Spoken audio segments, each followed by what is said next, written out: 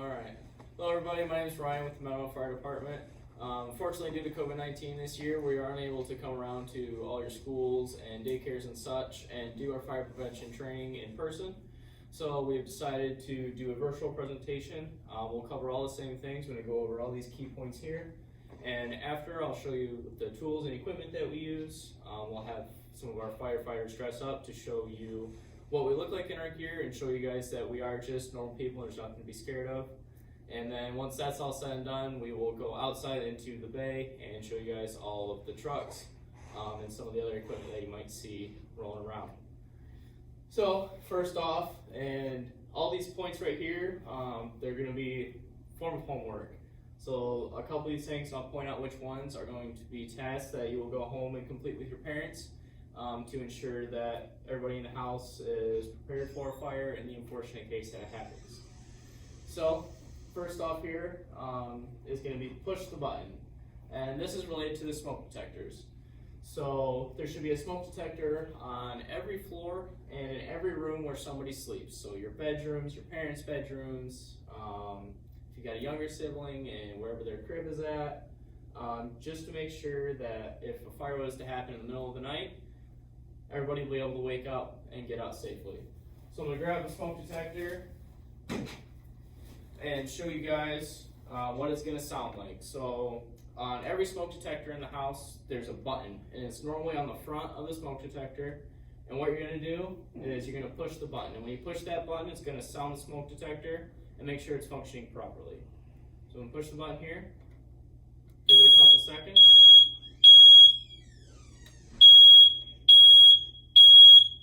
So that's what your smoke detector should sound like. It should be obviously very loud.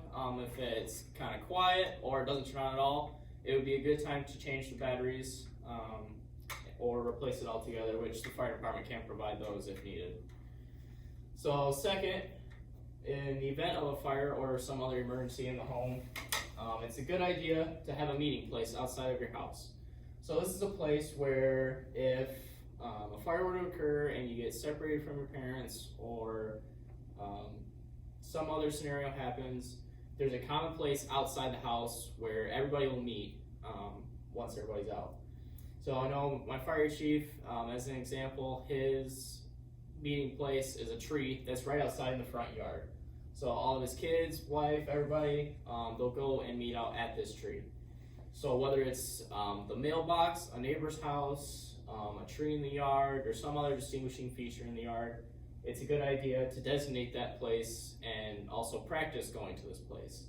So just like you guys do fire alarms in school, it's highly recommended, a very good idea that you do fire alarms at home, or fire drills at home rather. This will just make sure that everybody's prepared for any scenario that could happen and everything occurs safely and efficiently. Another point is close doors before you sleep. So this is very important. Whenever you go to bed, make sure your door is shut, the bathroom doors are shut, all the doors in the house are shut. And this helps out immensely by if the fire is large enough or it's spreading, the closed doors will greatly stop the fire's ability to spread and give everybody more time to get out and conserve property. And so stop, drop, cover, and roll, we're going to come back to in just a second once I get one of my partners to demonstrate that. But when to call 911. So on cell phones, landlines, whatever it may be, number is obviously 911. And you may call 911 for a couple different reasons. It's not just a fire. It could obviously be a fire. It could be some kind of medical emergency. If your brother, sister, mom, dad's having trouble breathing, or somebody breaks their arm, anything that you might need an ambulance for, you can call 911 also. And then stranger dangers, or for any other reason told by your parents, good reason to call 911. You don't need to call 911 to order pizza or try and mess with your buddies or anything like that. 911 is just for emergencies.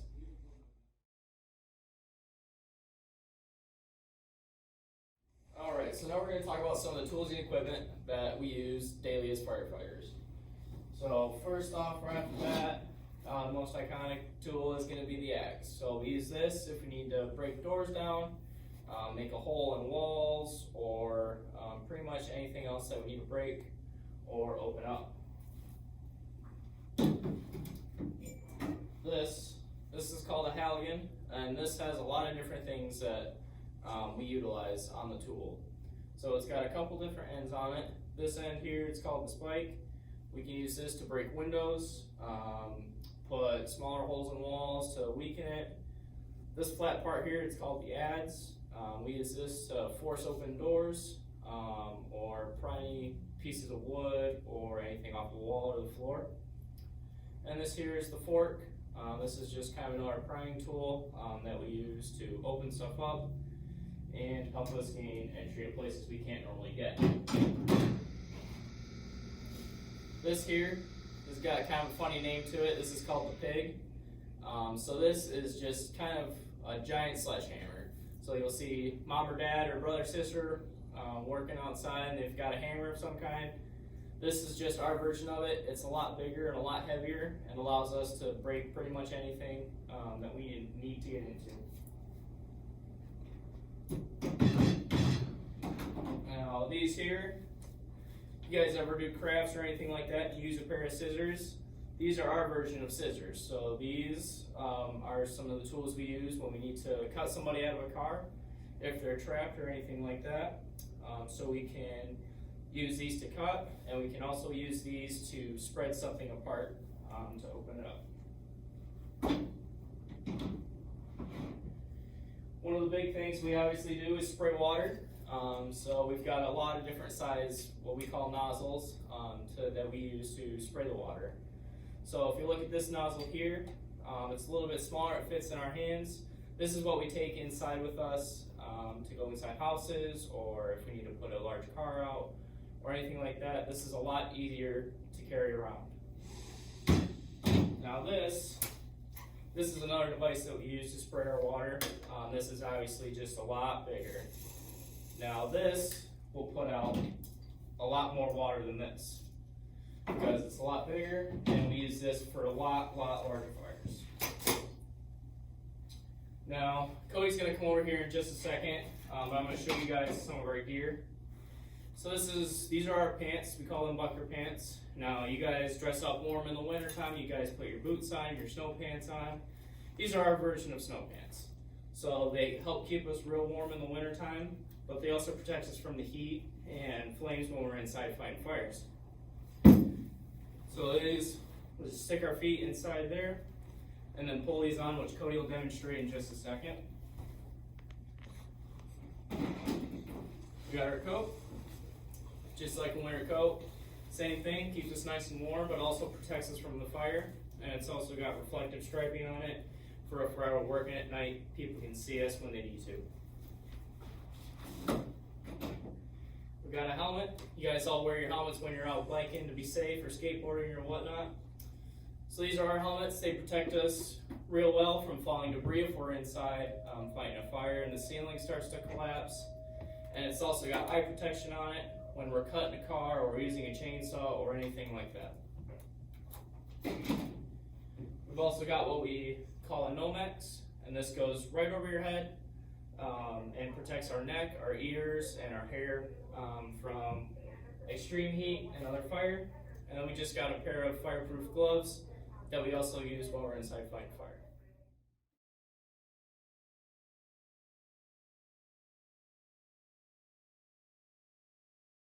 Okay, so now we're going to demonstrate a firefighter putting on his gear, and just again showing that when we put on our gear, we're the same people and there's nothing to be scared of, even though it might seem a little frightening. So this here is Cody.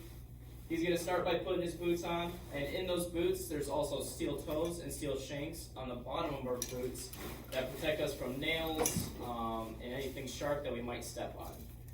So as he's pulling his gear on, he's going to make sure everything's nice and tight, so our shirts don't come untucked, and which may cause us to get some burns on our stomach.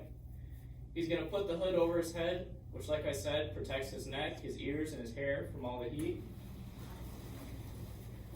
As he's putting his coat on, again making sure it's zipped all the way up to his neck, so we don't have any skin or anything exposed that would allow heat or embers or anything like that to come in and burn us. And Cody's also got a light on his jacket here that allows him to see inside, because inside it's obviously very smoky and hard to see. Now Cody will put his helmet on, protect his head. And he's got the chin strap on, make sure it doesn't go flying anywhere while he's inside or working on anything else. Putting his gloves on. And so this is what we look like before we have our air packs on. Now Cody will put an air pack on for you, and then as he's doing that, I'll kind of explain what we use the air pack for and everything that goes along with that.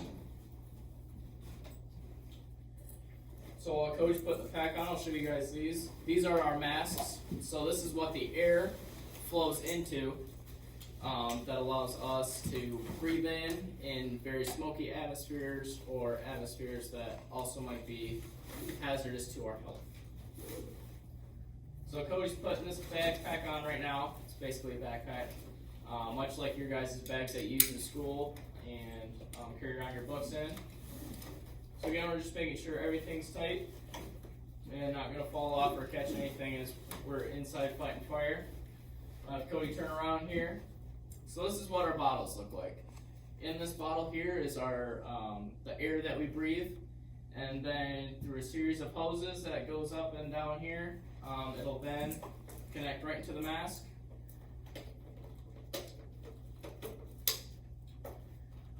And then Cody will put the mask on. So that noise that you might have just heard, that just lets us know that the pack is turning on and that our safety systems work with it. When we start running out of air, and we're about to run out of air, the pack will beep very loudly, and it also start to vibrate our face, so we know that we should probably start getting out of the fire and switching out our bottles.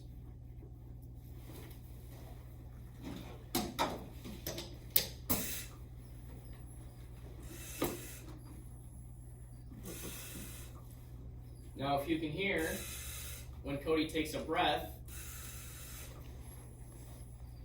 you can hear, he'll come a little bit closer here so you guys can really hear. So when he's breathing air in, you can hear all the air in, and then it'll also come out of the mask. So we'll make sure we're still breathing in all the clean air. This right here is just a voice amplifier. So if we need to yell at each other or talk at all inside the fire, then it helps us hear each other. Hello, everyone. So if Cody stands still for a little bit, you're going to start hearing the pack beep. And if one of us was to go down in a fire, something called a pass alarm helps other firefighters find him if Cody were to go unconscious or anything like that.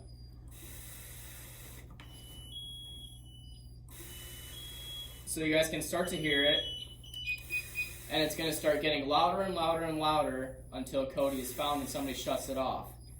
When it reaches its peak, it's going to sound like this.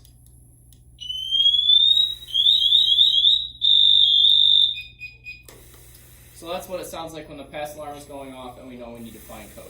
Alright, so now we're going to come back to point number 4 up here, which is the stop, drop, cover, and roll.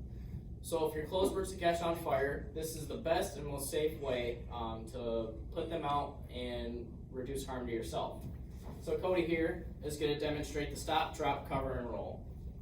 So as he's walking, he's going to stop, he's going to drop to the ground, take both of his hands and cover his face, and then roll back and forth.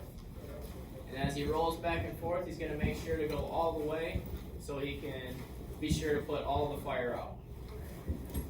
So now we're going to demonstrate what it would look like if, say, your house is on fire and we have to come in and rescue you. This is just the purpose. We're going to show you guys this so you know that as you saw Cody dressed up here, it's us, there's nothing to be afraid of, and we're there to help you. So as my partners start crawling in here, you're going to hear them start yelling, "Fire department, is anybody here?"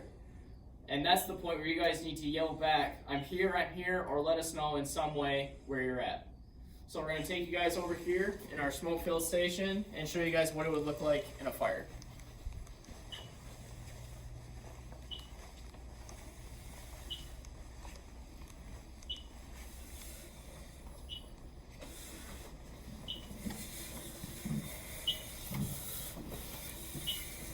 doing? Anyone here?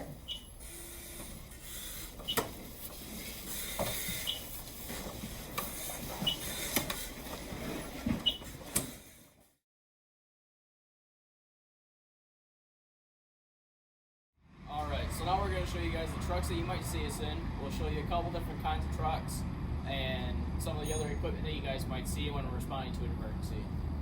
So this right here behind me, this is our ladder truck. It's called 2541, and this is what we use if we need to reach the top of a building, get a cat out of a tree, or reach anywhere else that we may need to get real high on. If you guys can see, the ladder at the top of that goes 105 feet in the air. So we can get on top of your house, we can get on top of Wagner's, we can get on top of the school, we can get a lot of places using this ladder. You guys can come with me, we'll show you guys around the truck and some of the other equipment. So this right here is our driver's seat or engineer's seat. This is where the driver will sit as he's responding to an emergency, and he's responsible for the safety of everybody, the lights, the siren, and making sure he knows where he's going. No good if we don't go to the right house. So back here, this is where all the crew members are going to sit. So if you look here, we have some more medical equipment, and inside here we have all the seats, all the packs, and some of the other equipment that we'll take with us as we get out of the truck. Continuing down, this is our pump panel. This is where we control where the water comes out of, how the water comes into the truck, and where we can control some of the systems up on the ladder. So in every one of these cabinets, I'll open up a couple of them for you. In every one of these cabinets, there's different equipment that assist us in everything that we do on an emergency scene. These are just different hydrant attachments for getting water into the truck. There's more tools, there's different types of equipment. So in here, we have just our spare tools. I showed you guys the axe, I showed you guys the Halligan, and the pig, which is coming in a second. But all of these are just more tools that we use. These we use to rip down ceiling, and then there's just more types of axes for different uses in different situations. In here, there's just wooden blocks for securing a car in a car accident. And then in here, I showed you guys the big scissors that we use to cut apart cars and spread car doors apart if we need to get access to somebody. So this is just the cabinet with some of that equipment and the hoses that attach to these tools that give us the power to do so.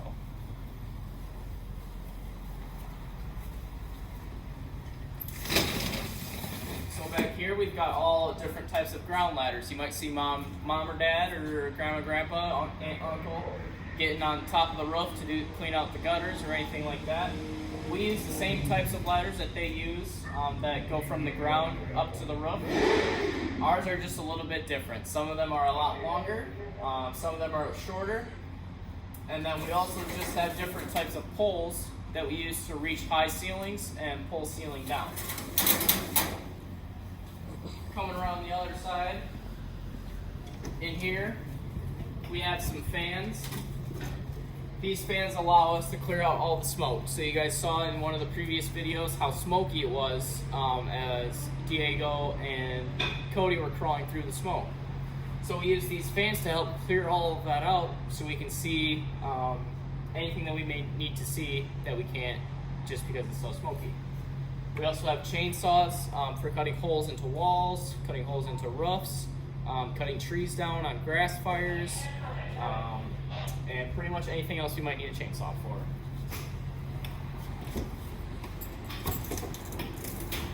In here we've got some medical equipment. So most of us are EMTs or paramedics as well. So when we go to car accidents and stuff, we make sure that we can cut apart the car, but we can also treat the patients that are inside. In here, we've got all different bunches of fire extinguishers, and each one of these fire extinguishers will put out a different type of fire. But again, we have so many different kinds, so we make sure that we are prepared for every situation. And then these right here, these are just big belts, like belts you put your pants on with, except these belts we put on when we climb to the very top of the ladder, because that ladder goes very, very high in the air, so we want to make sure that we clip ourselves in properly so nobody falls off.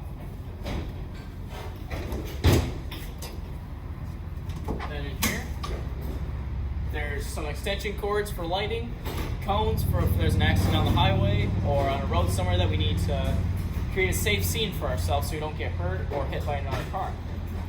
And we've also just got a little tripod thing here for setting up any paperwork boards or anything that we just need to set on a flat surface. So this is just the example of one of our trucks. Behind here, this is our engine. So this is kind of like the squirt gun. If you guys ever play in a pool or play out with your siblings or anything, you guys got squirt guns that you can spray each other with. Well, this is one of the trucks that sprays all the water. And then in a second, I'll show you guys what we call, or what would be like the pool, that carries all of our water to the scene that we hook up to our squirt gun and spray all the fire with. So we'll come down here, around the corner here. So these trucks right here, these are examples of what we call our grass trucks. So these trucks are a lot smaller and they have off-road capabilities. Like if this field back here behind me was on fire, we're not going to be able to take giant trucks off-roading into those fields. So these are just a couple of the trucks that allow us to reach hard to get places or anywhere in the world. And then these are our Jeeps. These are just another type of the off-road truck that allow us to fight the brush fires and the woods fires. So I'll turn the lights on with these just so you guys can see what it might look like.